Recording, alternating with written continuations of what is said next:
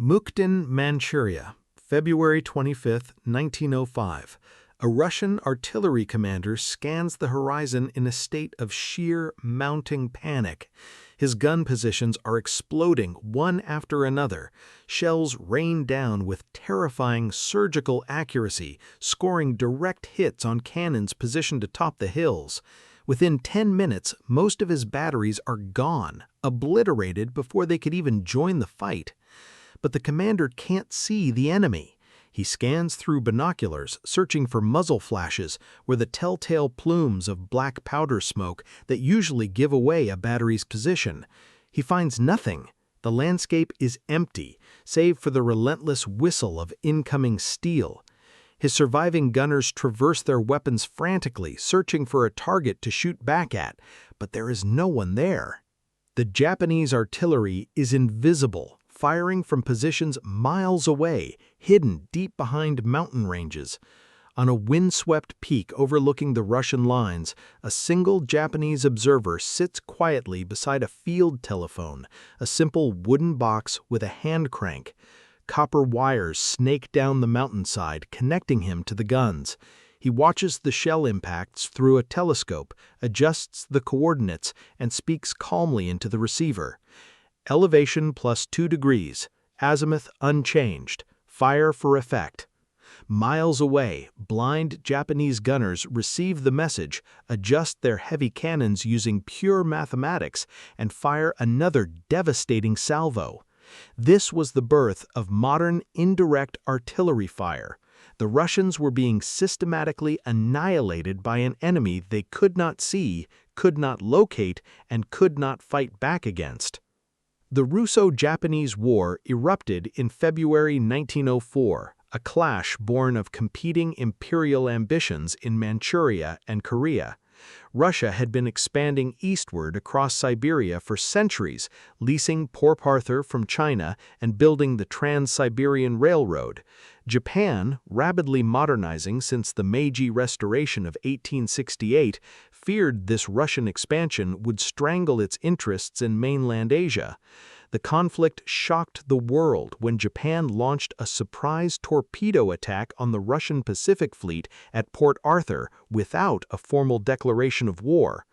It was the first sign that an emerging Asian power could challenge and perhaps defeat a traditional European empire. By February 1905, the land war reached its climax at Mukden, the capital of Manchuria. Russian General Alexei Kuropatkin had assembled a staggering 300,000 troops, preparing for a final, decisive stand. To meet them, Japanese Field Marshal Oyama Iwao advanced with 270,000 men, essentially Japan's entire land force. The Battle of Mukden would become the largest land engagement in world history up to that point, with over 600,000 combatants clashing across a 90-mile front.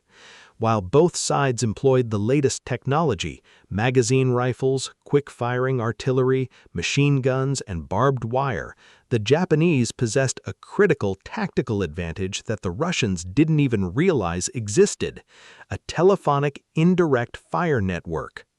Traditional artillery doctrine at the time required gunners to position their cannons on elevated terrain with a direct line of sight to their targets.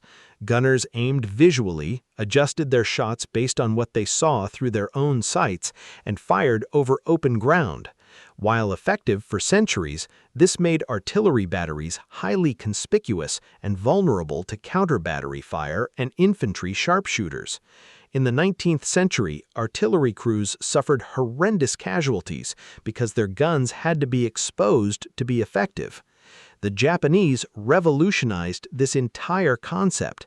They had carefully studied European innovations, particularly German and French theories, and perfected their practical application.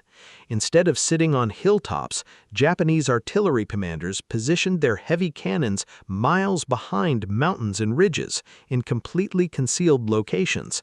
They then ran miles of insulated copper telephone wire from these hidden batteries forward to observation posts on commanding peaks. This relatively new technology, only recently miniaturized for battlefield use, allowed a single forward observer to see the Russian positions clearly while remaining nearly invisible himself. By equipping every infantry regiment and artillery division with telephone sets, the Japanese created an unprecedented communication infrastructure. Telephone crews laid thousands of yards of wire across the Manchurian terrain, connecting protected valleys to high-altitude observation posts. This centralized fire control network meant a single observer could coordinate fire from multiple batteries simultaneously, concentrating overwhelming firepower on a single point. The system relied on precise mathematical calculation rather than visual guesswork. The observer measured the exact coordinates of Russian positions using a compass and range-finding equipment. He telephoned these coordinates to battery commanders miles away. The gunners, who couldn't see the target at all, used the data to calculate the required elevation angles, traverse settings, and propellant charges. They fired their shells over mountains they had never seen, at an enemy they could not observe. The observer would watch the fall of the shells and call back corrections. Add 50 meters range, left 2 degrees. Within minutes, the Japanese achieved devastating accuracy. When the Battle of Mukden opened on February 20th, the results were catastrophic for the Russians. Their artillery, positioned traditionally on hilltops for direct fire, was systematically picked off. Contemporary reports suggest that Japanese observers using telephones helped knock out most of the Russian artillery within the first 10 minutes of contact. Because the Russians were still wedded to direct fire doctrine, they couldn't find the Japanese concealed batteries to return fire. They were firing at ghosts while being hammered by a storm of steel. The fighting lasted for 3 brutal weeks and occurred on a scale never before seen. The Japanese fired over 20 million rifle rounds and nearly 280,000 artillery shells, more ammunition than was used in the entire Franco-Prussian War. By March 10th, General Kuropatkin was forced to order a general retreat.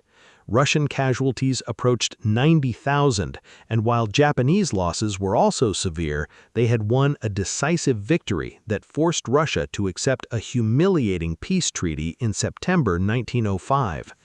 The military significance of Mukden was massive. It proved that a modern Asian army could defeat a European power, but the tactical innovations were even more consequential for the future of warfare. Foreign military observers from Germany, Britain, France, and the United States watched the Japanese performance at Mukden with intense scrutiny. They saw that telephonic indirect fire allowed artillery to operate from complete concealment, delivering lethal power without exposing the guns or the crews. The concept spread like wildfire.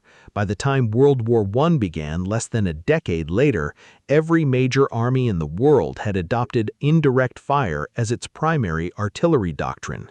The entire structure of modern artillery warfare, the forward observers, the fire direction centers, the coordinate-based targeting, and the concealed battery positions can all be traced back directly to the Japanese innovations at Mukden.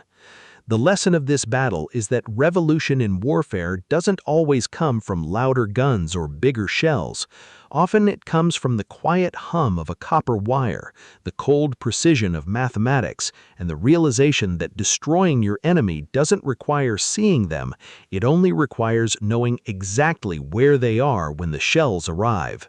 Mukden changed the face of the battlefield forever, turning the king of battle into an invisible, long-distance executioner.